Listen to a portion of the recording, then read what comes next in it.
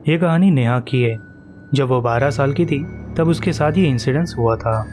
एक दिन नेहा अपने दो दोस्तों के साथ बीच पे टहल रही थी, गप्पे मार रही थी, मस्ती मजाक चल रहा था। ये पल तीनों भी काफ़ी एंजॉय कर रहे थे।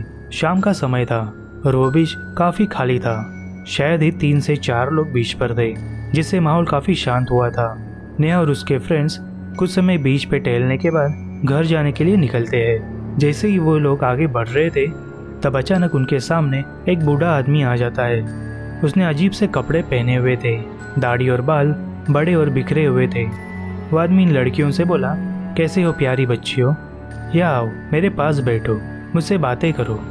अब ऐसे अनजान आदमी इनको अपने पास बुला रहा है, ये देख के तीनों भी परेशान हो जाते हैं। नेहा और उसके फ्रेंड्स भले ही 12 साल के थे, लेकिन इनको पता था कि ऐसे किसी भी अनजान इंसान से दूर ही रहना चाहिए।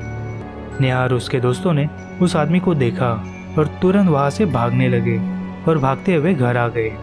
अब 1-2 दिन बीत जाते हैं। नेहा अपने बेडरूम में बैठ के मोबाइल पे चैटिंग कर रही थी। नेहा का घर फर्स्ट फ्लोर पे था और बेडरूम में एक बड़ी सी विंडो थी, जिससे कोई भी इंसान आसानी से बाहर से अंदर झांक के देख सकता था, अनलेस खिड़कियों को पर्दे लगा दिए हो। जब नेहा मोबाइल पे चैटिंग कर रही थी तब उसका ध्यान एक बड़ी सी परछाई पे गया जो खिड़कियों से आ रही थी। नेहा ने तुरंत खिड़की के पास देखा। वहाँ पे कौन खड़ा है ये देख के वो दंग रह गई, क्योंकि वहाँ पे तो वही बूढ़ा इंसान था जो इन लोगों को बीच पे मिला था। उसने आज भी अजीब से कपड़े पहने हुए थे और वो नेहा को देख के अजीब तरीके से स्माइल दे रहा था। नेहा घबरा गई। उसने तुरंत खिड़कियाँ लॉक कर दी, पर्दे लगा दिए और दरवाज़ा भी लॉक कर दिया, लेकिन फिर भी वो आदमी वहीं पे खड़ा था। वो खिड़कियाँ ठोकने लगा और नेहा को आवाज़ लगाने लगा। वो खिड़कियाँ खोलने बोल रहा था। वो बोल रहा था कि बेटा, क्या तुम खिड़कियाँ खोलोगी? मुझे अंदर आना है, मुझे तुम्हारे पास बैठना है, हम बातें करेंगे, प्लीज़ खिड़कियाँ खोल दो, मुझे अंदर आने दो। नेहा के घर में उस वक्त कोई नहीं था। वो बहुत ही डर गई थी। उसने उस आदमी को कोई जवाब नहीं दिया और न ही खिड़कियाँ खोली। वो सिर्फ चुपचाप बेड के पास बैठी हुई थी। नेहा ने कोई जवाब नहीं दिया और न ही खिड़कियाँ खोली, इसलिए वो आदमी अब ज़ोर ज़ोर से खिड़कियाँ ठोकने लगा और ज़ोर ज़ोर से चिल्लाने लगा कि मुझे अंदर आने दो, मुझे अंदर आना है। अब नेहा इतनी डर गई थी कि उसने तुरंत अपना फ़ोन लिया और पुलिस को कॉल किया। शायद उस आदमी ने नेहा का पुलिस को किया हुआ कॉल सुन लिया था, इसलिए वो वहाँ से निकल गया। कुछ देर बाद पुलिस वहाँ पे आ गई और उस आदमी को ढूंढने लगी। वो आदमी वहीं पे पास के घर के पास छुपा हुआ था। पुलिस को देख के वो भागने लगा, लेकिन पुलिस ने उसको पकड़ लिया। नेहा अब रिलैक्स हुई थी।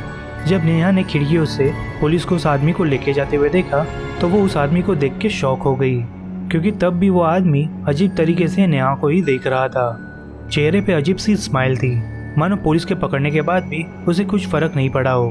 पुलिस ने उसे गाड़ी में डाला और जेल लेके गई। जब पुलिस ने तहकीकात के लिए नेहा का बेडरूम चेक किया तब उन्हें बेड के नीचे कुछ पुराने कपड़े, ब्लैंकेट्स और खाने की चीज़ें मिली जो कि नेहा की नहीं थी। पुलिस का मानना ये था कि शायद ये सामान उसी आदमी का था और शायद वो आदमी नेहा के बेडरूम में रह रहा था, स्पेशली उसके बेड के नीचे। ये सब बातें नेहा के लिए काफ़ी शॉकिंग थी और ट्रॉमाटाइज थी।